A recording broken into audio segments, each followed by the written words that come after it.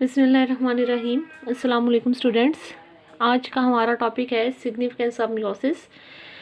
So significance of meiosis was first discovered by scientist name as August Weismann in 1890.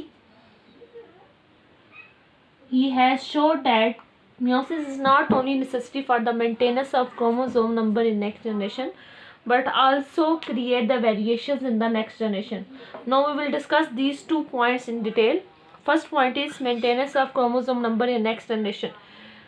हम पढ़ने जा रहे हैं कि ये नेक्स्ट जनरेशन में क्रोमोसोम नंबर किस तरह से मेंटेन करने में हेल्प करता है. फॉर एग्जाम्पल बेटा हम कहते हैं कि नॉर्मल ह्यूमन बॉडी सेल जो है it is the 46 chromosome containing cell. For example meiosis बेटा जो है it is the source of sexual reproduction for the organisms. Now what is meant by sexual reproduction? Such type of reproduction in which 2 organisms are involved in order to produce its generation, in order to produce its offspring. First one is the male organism, second will be the female organism या female human body cell. अब क्या होता है बेटा जी, mail जो है क्या करता है, मियोसिस करता है,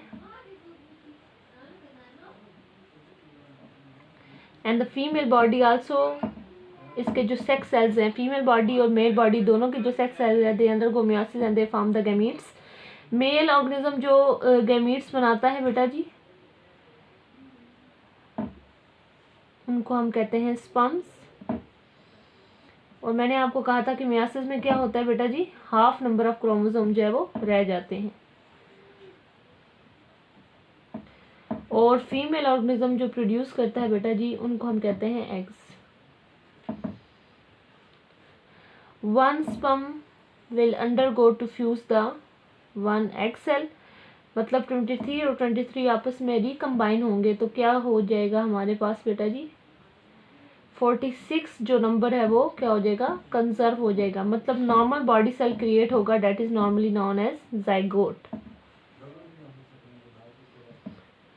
जाइगोट प्रोड्यूस हुआ, फिर इसमें रिपीटेड डिवीजन्स होगी, एम्ब्रियो होगा प्रोड्यूस, और एम्ब्रियो में फर्दर डिवीजन्स होंगी तो child will be synthesized.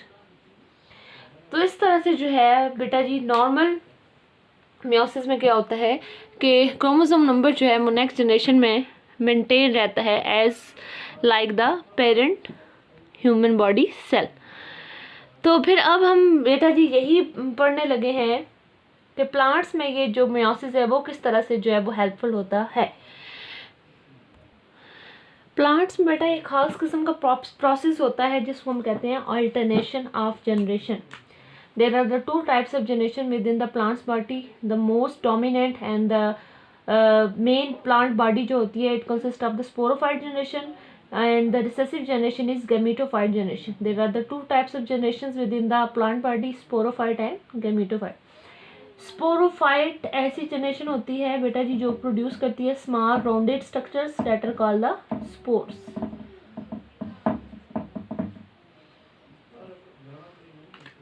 Sporophyte undergo the meiosis. Sporophyte generation के अंदर बेटा मियोसिस होती है. स्पोरोफाइट की नेचर होती है बेटा 2 एंड डिप्लॉइड नेचर होती है, और मियोसिस के नतीजे में हमें पता है हमेशा हैप्लॉइड स्ट्रक्चर्स बनते हैं. तो haploid spores will be synthesised. फिर हैप्लॉइड बेटा जी स्पोर जर्मिनेट करेंगे या मैं कह सकती हूँ उनकी माइटोसिस होती है and they will produce the second generation that is the gametophyte. Gametophyte की भी जनरेशन जो है उसकी नेचर हैप्लॉइड होगी क्योंकि स्पोर की नेचर एन थी, इसलिए माइटोसिस क्या करती है कि एन से एन ही ओरिजिनेट करवाने में हेल्प आउट करती है. 2 तरह की बेटा गैमेटोफाइट्स बनती हैं with in the plant body. एक को हम कहते हैं मेल गैमेटोफाइट, सॉरी एक है जी हमारे पास, ये मैंने पहले प्रेजेंट किया, female gametophyte, and the second one is the male gametophyte. जो है हमारे पास जी मेल गैमेटोफाइट ये प्रोड्यूस करेगी जी हमारे पास क्या, male gametes it means sperms that are haploid in nature, और फीमेल गैमेटोफाइट प्रोड्यूस करेगी एग. दोनों आपस में क्रॉस करेंगे, फ्यूज होंगे, they will form the zygote. Zygote बनेगा जिसमें दोनों एन कंबाइन हो रहे हैं, तो जाइगोट की नेचर क्या होगी 2n।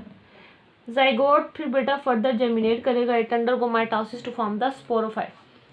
तो ऐसा प्रोसेस जिसमें स्पोरोफाइट से गेमिटोफाइट और गेमिटोफाइट से दोबारा स्पोरोफाइट बन रही है प्लांट्स की बॉडी में या प्लांट्स की लाइफ में, इस प्रोसेस को हम कहते हैं अल्टरनेशन ऑफ जनरेशन, जिसमें दोनों जनरेशन एक दूसरे को during the life cycle of the plant alternate करती हैं। होप सो कि आपको बेटा पहला पॉइंट क्लियर हो चुका होगा। नेक्स्ट लेक्चर में हम दूसरा पॉइंट डिस्कस करेंगे। ओके, अल्लाह हाफिज़।